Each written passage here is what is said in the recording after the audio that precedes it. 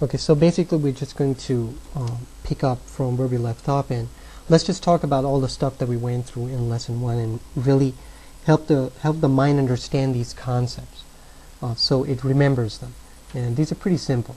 Okay, so we knew that to put the head down, we knew that we could just draw a line for the brow area, right?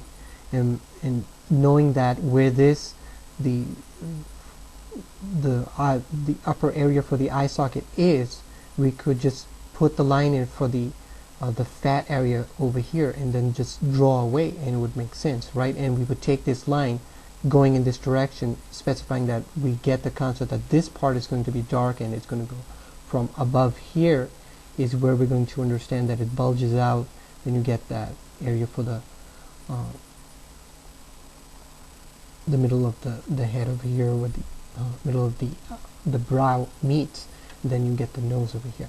Okay, so let's just talk about this line. So we knew that we drew this line specifying that we're going to keep an eye out for this concept of knowing that when we draw the human head, we're going to know about understanding the concepts of these lines, I guess, understanding it in a 3D form, that knowing that we need to keep our shading at least in this angle here. It doesn't have to be specifically on this line. It's just understood that we gotta keep an eye out for this. Okay, so this is that, and we also know that this area here for the jaw, right, it's much more out from this guy, right? This is just understood, and we'll look at this when we draw it from the front view as to how these new understandings change the way we draw the human face.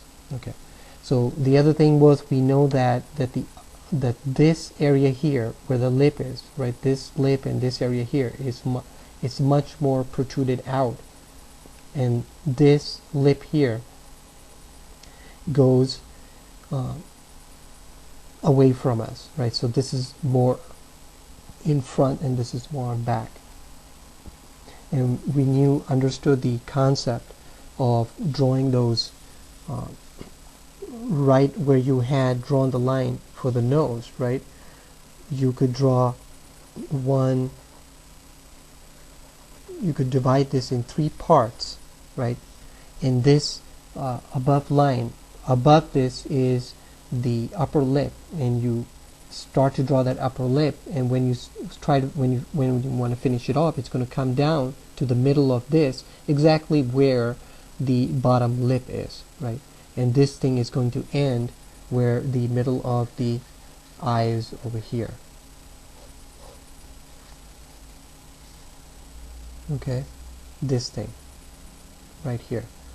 Okay, and we also knew that for when we drew the bottom lip, it was going to be halfway between this, which automatically gave you the space underneath it, right, which is usually dark and has a bulge of its own.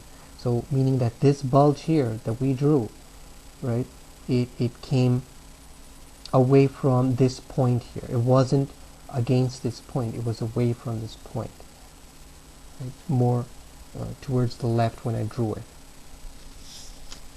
Let me do a close-up of this for a second.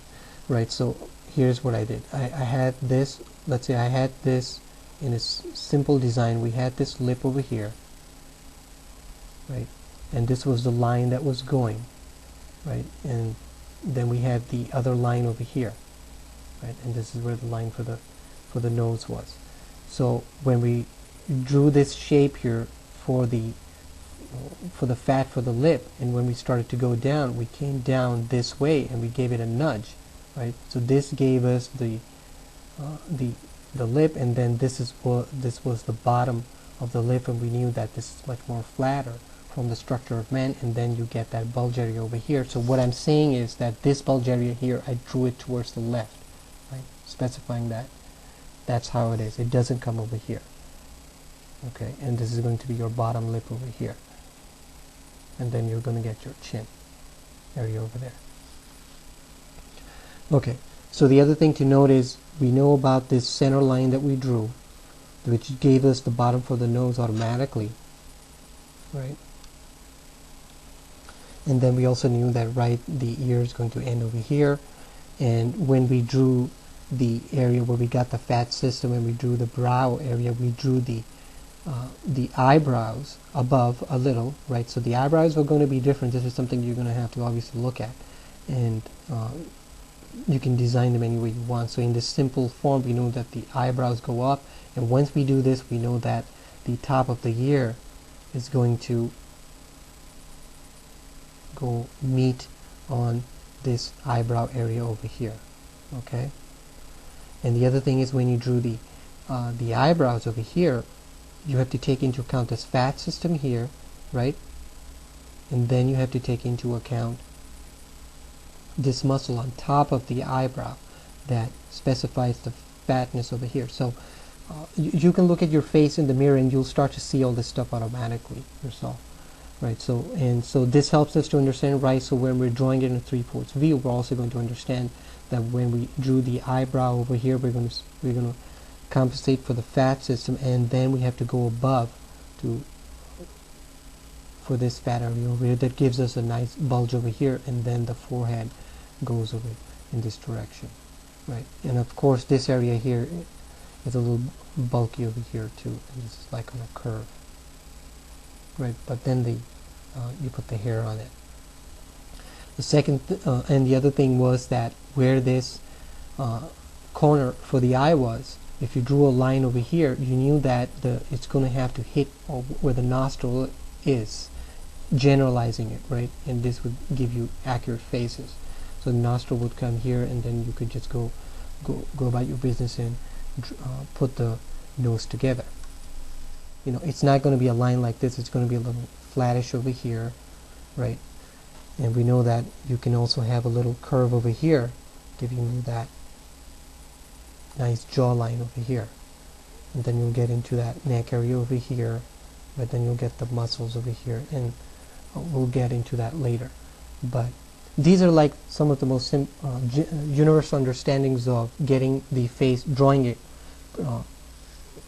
When you're drawing it, you should be thinking about this. Okay, so in the next lesson, what we're going to do is take this information and see how does this help us to now draw from the mind much more freely. So hope you join me for that. Thanks.